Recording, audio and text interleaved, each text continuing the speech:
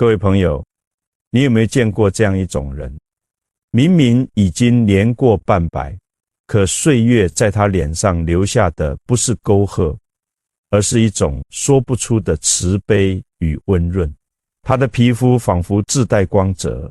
眼神清澈的像一潭深山里的古泉，连笑起来的样子都让人觉得如沐春风。你可能会在心里感叹，这个人的命真好，上辈子一定积了什么大德。其实这并不是一句玩笑话，在这张脸的背后，真的隐藏着极深且殊胜的因果秘密。佛学里有一句话，心生则种种法生，心灭则种种法灭。这意味着你内心升起什么样的念头，你的世界就会呈现什么样的样貌。你的每一个念头，每一句言语，每一次取舍，都不只是在决定你的命运走向，更是在一笔一画地雕刻着你这张脸。容貌从来就不是单纯的皮相，它是一本活生生的账本，记录着你这一生所有的起心动念。今天我要带你一层一层拆开4个鲜少有人讲透的因果法则。把这4层看透之后，我还会告诉你，命运从来不是宿命，它是可以从今天这一刻开始改写的。我会把最实用的方法一一告诉大家。我讲这个话题有一个很深的感触，这个世界上有太多人把时间和金钱花在脸的外面，花在瓶瓶罐罐上，花在各种疗程上，却没有一个人认真的回过头来问自己，我这张脸是怎么变成今天这个样子？不是因为懒，而是因为没有人告诉他们，脸的真正主人不是遗传，不是年龄，而是你这一辈子的起心动念。你今天往心里存什么，脸上就呈现什么。这个规律老祖宗早就看透了，只是我们这一代人太忙了，忙着向外追，忘了向内看。先说一件很多人都没有想清楚的事情，相由心生这4个字到底是老祖宗的真知灼见，还是哄人的迷信？很多人一听到这4个字，第一反应是觉得玄，觉得是安慰人的话。但我告诉你，这4个字有它极为扎实的根基，绝不是空穴来风。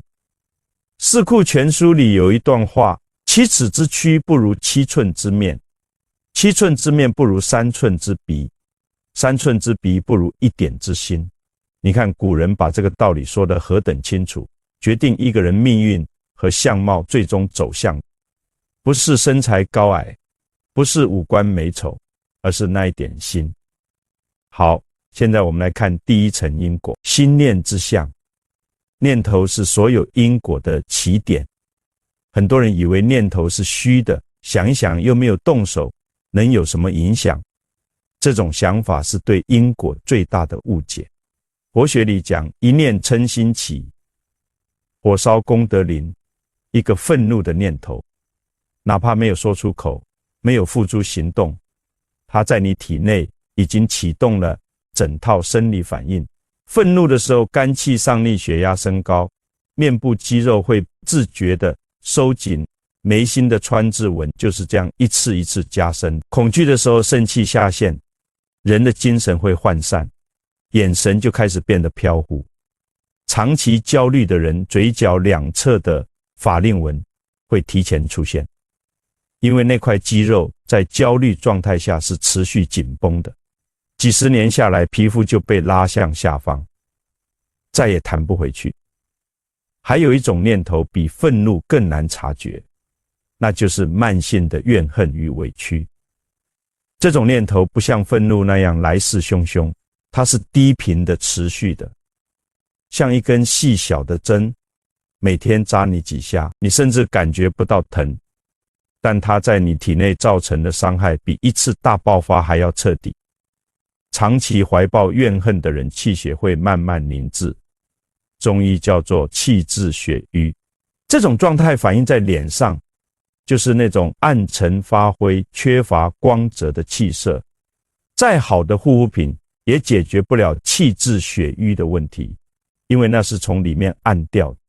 不是从外面能修补的。嫉妒是另一种极为耗损的念头，而且是最难承认的耗损。当你嫉妒别人的时候，你的心是收缩的，你的气场是封闭的，你的能量是往内消耗的，消耗在那个比较与不平之中。嫉妒持续的越久，这个人的眼神就越来越锐利，越来越带刺，因为他已经习惯了用挑剔的眼光去看周围的世界。这种眼神是写在眼角肌肉的走向上，是写在眉头习惯性上扬的弧度上。时间久了，就变成了那张脸永久的表情，再也笑不出真正舒展的笑容。你去仔细观察身边年过60的人，就能看出这个规律。那些一辈子爱计较、爱抱怨、爱嫉妒的人，他们的脸是往下走的，嘴角下垂，眉头紧锁，整张脸像是被什么东西往下拽着，显出一种说不出的沉重与刻薄。而那些一辈子心地宽厚、不跟人斤斤计较的人，他们的脸是往上走，眼角有笑纹，嘴角微微上扬，即使皱纹很多，也是那种让人看着舒服的纹路，像是岁月给他盖的章，而不是给他判的刑。我认识一位住在台湾彰化园林的老太太，她做了一辈子的布庄生意，年轻时能干是能干，但出了名的刻薄，给员工算工钱算得一分不差，对邻居也是锱铢必较，谁家的树枝伸过来一点，他都要去理论。他家里并不穷，但那张脸到了70岁，像是用刀刻出来的，嘴角2道深纹往下扯，眉心1道竖纹像刀疤，眼神锐利的让人不敢多看。那条街上的人都说，不是岁月老了他，是他自己把自己刻成那个样子。反过来，我认识另一位老先生，住在南投的山里，务农为生，一辈子没有积攒什么财富，但他那张脸到了80岁，还是让人看得心里安定，眼神清明，嘴角带着一种说不清楚的淡然。皱纹是有，但每一条都像是笑出来的。有人问他有什么养生秘诀，他说没什么，就是从不记仇，睡得着。睡得着这3个字，道尽了一切。一个没有积累太多怨恨与执念的人，他的气血是畅通的，他的神是安定的，他的脸自然就是那个样子。念头是种子，你种什么因结什么果，一分不差。现在来看第2层因果，语言之象。语言是念头的外化，但它比念头更有破坏力，因为它是向外释放的。念头在心里转，有时候还能压住，但语言一旦说出口，它的能量就已经不可挽回地释放出来了。古人说口乃心之门户，你的嘴巴是心的出口。一个人长期说什么样的话，他的面部肌肉就会被塑造成什么样的形态。面部有40多块肌肉，每一次说话，这些肌肉都在参与运动。长期的语言习惯就像长期固定的表情习惯，会把肌肉锁定在某一个状态里。爱抱怨的人，嘴角的口角肌长期处于收缩状态，几十年下来就真的垂下去了。爱争辩、爱批评的人，每一次皱眉肌长期处于紧绷状态。那倒穿字纹就像是刻进去的，任凭用再贵的保养品也填不平。但是语言的影响还不只是在肌肉层面，每一句话在你说出口之前，都先经过了你的心。当你准备说一句刻薄的话，你的心里必然先升起一个愤怒或鄙视的念头。这个念头触发了情绪，情绪引发了身体反应，然后才有那句话出来。所以每一句恶语伤害的第一个人，不是听的人，而是说话的你自己。你的肝先受了那口气，你的心先被那个念头污染，你的气血先在那一刻乱节奏。这是很多人都没有意识到的事情。他们以为说出去就了事了，以为骂完就发泄，却不知道那个伤害早在开口之前就已经发生了。这个道理在我们的传统文化里有一个流传了1000多年的故事说得最透彻，那就是裴度的故事。唐朝有一个叫裴度的年轻人，家境贫寒，屡试不中，心里虽然憋闷，但他从不到处抱怨，从不说人闲话。这已经是他与那个时代许多落魄书生不同的地方。有一次他去拜访一位很有名的相士，相士仔细端详了他很久，说了一句让他心凉的话：你嘴角的纵纹延伸入口，这是饿死之象，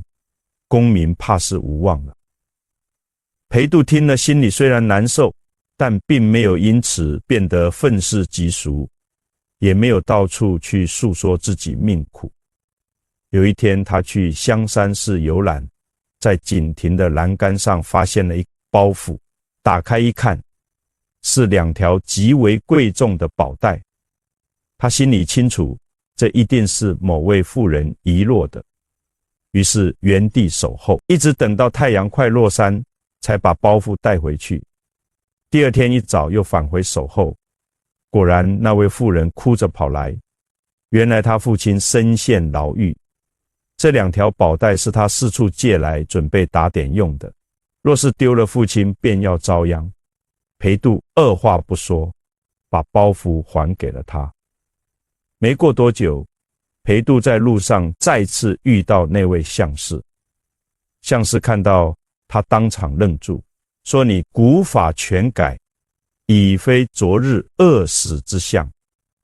你究竟做了什么阴德之事？裴度把还带的事说了，相士连连点头，此乃大阴功，他日富贵两全。后来裴度果然考取功名，官至宰相，连刺客3次行刺都没能取他的命。这个故事从唐代流传到宋代的《太平广记》，到元代关汉卿改编成杂剧，到明代冯梦龙收录进御世名言。跨越1000多年，为何始终有人反复讲？因为他讲出了一个让所有人都深信不疑的真理：善心与善行真的可以改变一个人的命相。裴度当年做出归还宝带的决定，那一刻他没有算计利弊，没有想着回报，只是心里有一股说不出来的正气，觉得不能昧着良心占这个便宜。就是那一股正气改写了他脸上的格局，眼神变了。这是最深的改变，也是最难伪装的改变。眼神是一个人精气神的出口，当一个人的内心开始干净，他的眼神自然就变得清澈。那种清澈是任何化妆品都给不了你的。语言与面相的关系还有一个很少有人讲的角度，那就是你说话的方式会塑造你与别人之间的关系，而那些关系的质量又反过来影响你的气场。一个长期说温柔话、说感恩话的人，他身边的人会用同样的温柔回报他。他生活的环境就是一个温暖的场域，他每天浸泡在这个场域里，他的气场就会越来越柔和，越来越有光泽。而一个长期说刻薄话、说抱怨话的人，他身边的人会慢慢疏远他，他生活的环境就是一个冷硬的场域。他每天浸泡在这个场域，他的气场就会越来越封闭，越来越带刺。这不是说教，这是能量的物理法则。你往外散发什么，你就吸引回什么，你吸引回什么，你就浸泡在什么里面，你浸泡在什么里面，就被什么塑造。所以语言这把刀比你想象的更复杂，它不只是在雕刻你的嘴角和眉头，它在雕刻你整个生命的环境，而那个环境又在不断的雕刻你。在讲第三层因果之前，我要先说一件事，把心念之相、语言之相和德行之相连起来，看这三层其实是一个完整的内在运作系统。念头是根，语言是枝，德行是果。你的念头决定你说什么话，你说的话决定你做什么事，你做的事累积成你的德行，你的德行塑造你的气场，你的气场刻画你的面相。这个链条是从里往外一层一层传导的，任何一层出了问题，最终都会在脸上显现出来。很多人只想改，结果不想改根源，花大钱买最好的保养品，却不肯花5分钟管住自己的念头。这就像是屋顶漏水，只往地板上铺毛巾，却不去修屋顶，怎么铺都是白费。真正的改变必须从根上改，这一层是最难伪装的，也是最持久的。念头可以藏，语言可以控制，但德行是几十年累积下来的总账，藏不住也控制不了。德行之相，就是一个人这辈子所有善与恶的结算，写在脸上，供所有人无声的阅读。易经里有一句话，积善之家必有余庆，积不善之家必有余殃。很多人都不能把这句话理解成财富与命运的事，其实他同样在说一个人积累的德行会慢慢渗透进他的骨相、气色和神态，形成一种无法模仿的厚重感。这里有一个很关键的道理需要说清楚，德行之相不是你做了好事之后脸上立刻发光，不是那么立竿见影的事，它是一个漫长的渗透过程，就像水渗进岩石，看起来好像什么都没有发生，但时间够长，岩石也会被水改变。一个人如果从30岁开始，每天都在心里存一点善念，说一句温柔的话，做一件利他的事，到了60岁、70岁，那30年累积下来的德行就会在他脸上形成一种别人一看就感觉到的东西。那种东西你用语言很难描述，但你见过就知道。台湾有不少这样的人，在庙里做了几十年义工的老人家，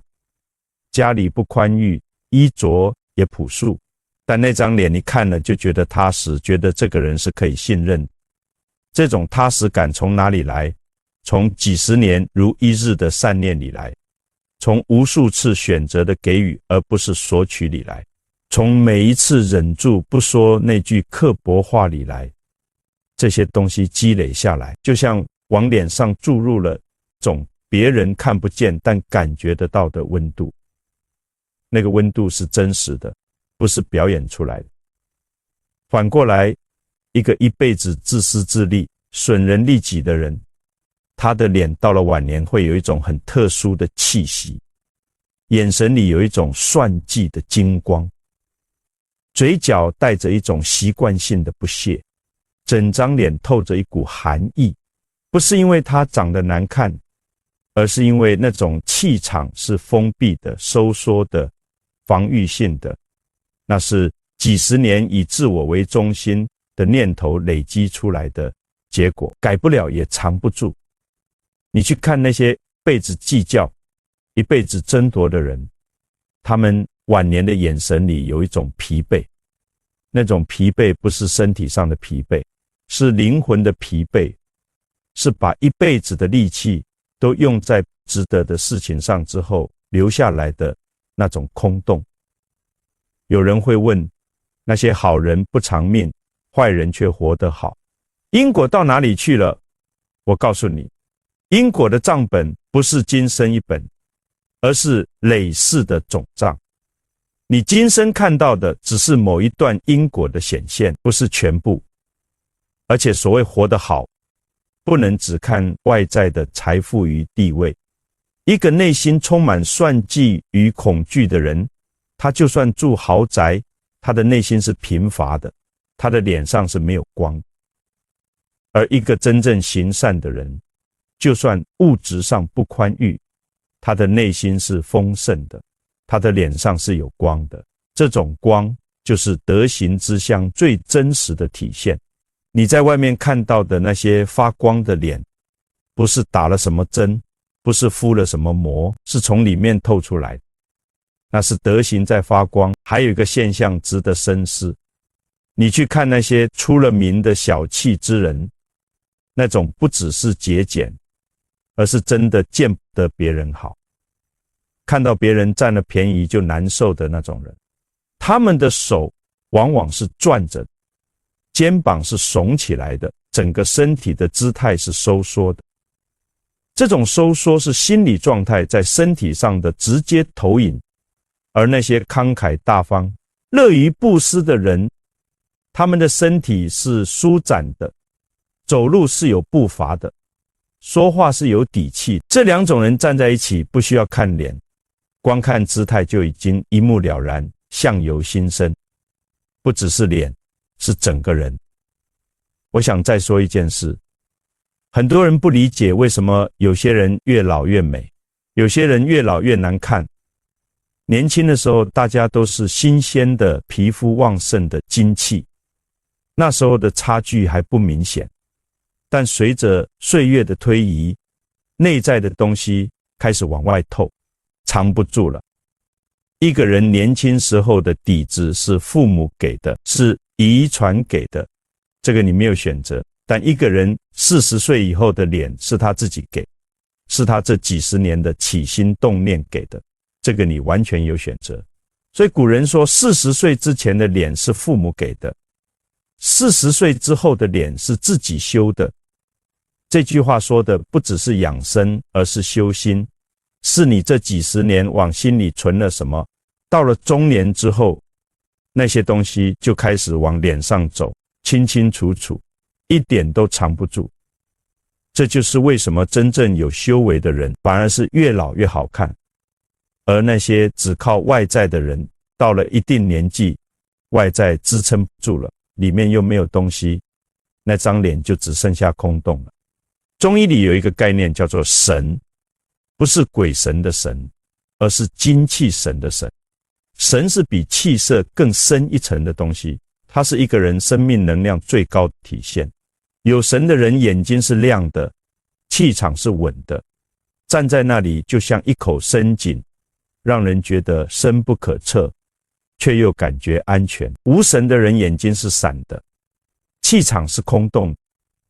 人在那里却像是不在那里。神从哪里来？从德行里来，从心地的厚度里来，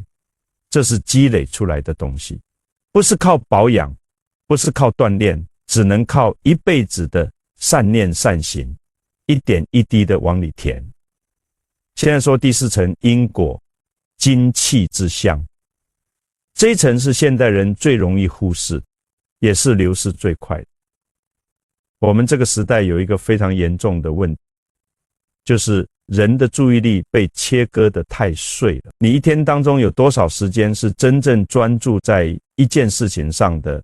吃饭的时候看电视，走路的时候脑子里想着待办的事，睡觉之前还在回忆今天哪里没做好，明天又有什么要烦。这种涣散的状态是精气外露最主要的原因，而很多人对此浑然不觉。更麻烦的是，这种涣散已经变成了现代人的常态，变成了一种习以为常的生活方式。当你习惯了随时随地被打扰，随时随地分散注意力，你的神经系统就进入了一种永久的半应激状态。在这种状态下，你的肾上腺每天都在超负荷运转，你的心神每天都是游离的，你的精气每天都在不知不觉中往外漏。这种慢性的精气损耗，是很多人不明白为什么自己明明睡够了还是很疲惫，明明没有大病却总是气色不好的根本原因。中医说这叫神劳，过劳不是身体的劳，是心神的劳。神劳的人脸上有一种很典型的气色，眼神是涣散，皮肤是暗淡，整个人看起来是被什么东西掏空了的感觉。中医讲精化气，气化神。精气神是一个人生命能量的3个层次，一层比一层精细，一层比一层重要。精气神充足的人，皮肤是紧实的，眼神是有焦距的，整个人是有重量，说话是有力量，站在那里让人觉得安定。精气神不足的人，皮肤是松弛，眼神是游离的，整个人是轻飘飘的，说话也提不起劲。这种人不管年纪多轻，看起来都显老。现代人精气外露最严重的来源，第一是无节制的忧虑。你每天为了那些还没有发生的事情反复忧虑，忧虑本身伤脾，脾伤面色就萎黄，嘴唇就失去血色，整个人显得软塌塌，没有精气神。第二是无意义的社交，你每天参加各式各样没有营养的聚会，说一些没有内容的闲话，这些行为消耗的是你的神，消耗完了之后眼神就空洞了。就算你睡了8个小时，第二天早上照镜子还是没有光彩。第三是过度的屏幕刺激，你每天盯着各种光怪陆离的信息，眼睛吸收那些杂乱的刺激，会通过肝的经络耗损你的肝血，肝血一旦亏虚，眼睛就开始干涩，眼袋就开始浮肿，整个人的神采就散掉。真正有智慧的人懂得收敛，收敛这2个字说起来简单，做到很难，但它是保住精气神最核心的方法。你去观察那些上了年纪却精神健腿的老人，他们有一个共同点，生活是有节奏的，是有取舍的。他们知道什么事情值得用心，什么事情不值得打理。他们不会因为邻居说了一句风凉话就失眠3天，不会因为看了一条让人恼火的消息就气血翻腾。他们的精气神是守住，不是漏掉。这种守住就是岁月给他们最好的回报，体现在脸上，就是那种让年轻人羡慕的沉静与光彩。我见过一位在台南做了40年木工的老师傅，他每天早上5点起来，先在院子里静坐半小时，不念经不拜佛，只是静静地坐着，然后才开始一天的工作。他说他的父亲就是这样教他的，说男人一天的气要在早上先养好，再往外用，不然那一天就像一个漏了底的水桶，永远装不满。他到了70几岁，眼睛还是清亮的，手还是稳的，干起活来比许多年轻人还有耐力。他的脸不是好看的那种，但是有一种极深的安定，让你一看就觉得这个人是靠得住。那种靠得住的感觉不是表演出来的，是几十年收拾精气神的积累，从里面长出来的。这里有一个很深的道理，我们常常羡慕那些看起来精力充沛的人，以为他们是天生体质好，但真正细看那些到了晚年还精神全可的人，大多都有一个共同点，就是他们的内心是安静，不是麻木，不是没有感情，而是那种经历了许多事情之后沉淀下来的安静。那种安静让他们的生命能量不往外散入，而是往里积蓄。积蓄的越久，那股力量就越深，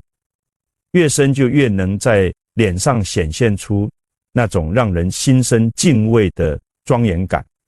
这种庄严感不是靠年龄堆出来，而是靠岁月里一点一滴的修炼凝结出来，是真正属于这个人的，旁人偷不走，岁月也夺不去。持戒的真正意义，不是让你去吃苦，不是让你什么都不能享受，而是帮你省下那些必要的消耗，让你的生命能量用在刀刃上。你看那些长期修行的人，他们不是因为苦行而看起来有精神，而是因为他们懂得不散漏，所以才能在70、80岁的时候还有一双清亮的眼睛，一种让年轻人都感受得到的定力。那种定力就是精气神收敛之后自然呈现出来的面相。定力不是冷漠，不是麻木，而是一种你能感觉到的内在重量，站在那里重量。有这种重量的人，他的脸自然就有一种庄严感，那种庄严感是最高级的美。说到这里，有人可能会问，这4层因果我都听懂了，但我已经这把年纪了，脸上的纹路已经这么深了，还来得及吗？我要告诉你，因果从来不嫌晚，因为因果的本质是念头的累积，而念头是从这一秒开始就可以改变的。你今天这一刻升起一个善念，你的细胞就开始了新的震动。你今天决定不再说那句刻薄的话，你嘴角那块肌肉就得到了一次修复的机会。你今天做了一件小小的善事，你的气场就多了一份温度。这些改变一开始是看不见，但它们是真实发生，累积到一定程度，有一天你照镜子，你自己都会感觉到不同。我见过很多人在50、60岁的时候经历了一些事情，想通了一些道理，开始认真的修心，他们的改变往往让身边的人惊讶，不是说他们的皱纹消失了，而是那张脸的质感变了，眼神变了，整个人的气场变了，从前那种紧绷防御的感觉不见了，取而代之的是一种松开了的温润的质感。那不是年轻，那是比年轻更珍贵的东西。那是一个人经历了岁月，修炼了内心之后才能有的成熟的美。这种美是年轻人没有的，是用金钱买不来的，是只有真正修过心的人才能拥有。这里我要特别说一件事，很多人听到修行就觉得那是老人家，出家人的事跟自己没关系，这个观念是错的。修行从来不是某一类人的专利，它是每一个人这一生最重要的功课，因为你迟早要面对一面镜子，那面镜子就是你的脸，就是你的眼神，就是别人见到你时候的那一刻感觉，那一刻的感觉是你这几十年所有起心动念的总结。你骗得了别人，骗不了那面镜子。修行不是让你变成什么圣人，而是让你每天少一点消耗，多一点积累，让你的因果账本慢慢往正的方向走，让你的脸跟着你的心一起变得更好。那么怎么把这4层因果的道理落实到日常生活里去？我给你4个简单到今天就能开始的方法。这4个方法每天合起来不超过1个小时，但他们是真正在改写你这张脸的内在程序。第一个方法，管住念头的起点。每天早上醒来，不要急着去拿手机，不要让那些外来的信息第一个进入你的大脑，给自己3分钟，只是安静地坐着，感受自己的呼吸，感受这一天还没有被任何事情填满之前的那一片宁静，就3分钟，这是你给这一天定下的基调。如果这一天的开始是清静的，那么后面发生的那些杂事就很难在你心上留下太深的刻痕。很多人说做不到，脑子一直在转。我告诉你，正因为脑子一直在转，你才更需要这3分钟。不要求你想清楚什么，不要求你悟出什么大道理，只是安静地坐着，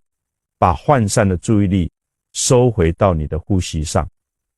呼吸是我们与生俱来就有的东西，它不需要你学，不需要你练，只需要你去感受它，就这么简单。坚持3个月，你会发现你对事情的反应开始变慢。变慢不是迟钝，而是不再那么容易被念头拖着走。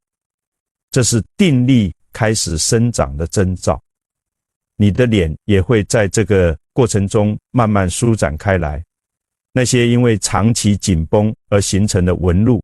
会有一丝一丝的放松。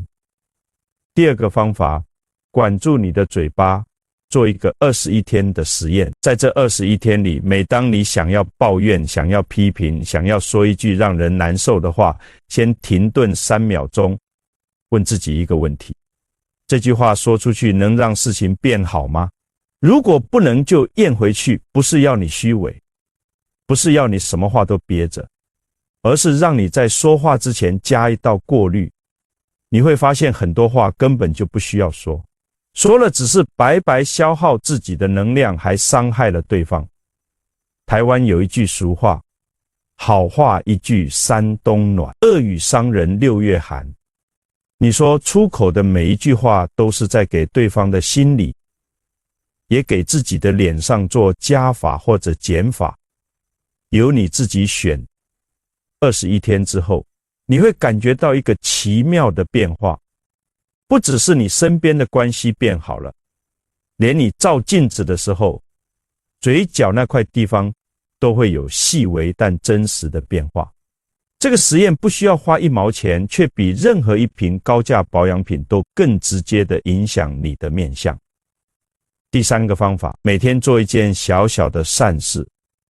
不需要捐多少钱，不需要做多大的事，可以是在公车上给一位老人让座，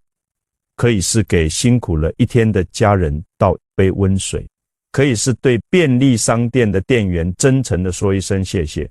而不是像平常一样低着头拿了东西就走。重点不在于事情有多大，而在于你给出去那一刻的心态。你要去感受那种我有能力给予，我愿意给予的丰盛感觉。台湾话讲的甘愿就是这个意思，甘心情愿的付出，不求回报，不算代价。这种丰盛感是一种极高频率的内在震动，它会慢慢溶解你脸上那些因为自我封闭而形成的紧绷刻薄。一天不要求多，但要真心，1年365件。你算算那是什么样的积累？而且你会发现，你越是给出去，你越觉得自己是富有。这种富有感是会写在脸上的，是那种让人见了自然就想靠近的温度。第4个方法，每天给自己半小时的断网时间，关掉手机，关掉电视，只做一件简单的事，可以是泡一壶茶，专心的闻那个香气，感受那个温度，让思绪沿着那个温热安静下来。可以是拿一本书，认真的读几页，让注意力沉进去，而不是在碎片信息里跳来跳去。可以是在院子里看一看那棵树，看看它的叶子，听听风经过的声音。这半小时是你在给每天漏出去的精气神打补丁，一点一点的把它们找回来。开始你可能会坐立不安，那正是说明你的精神已经太习惯涣散的状态了。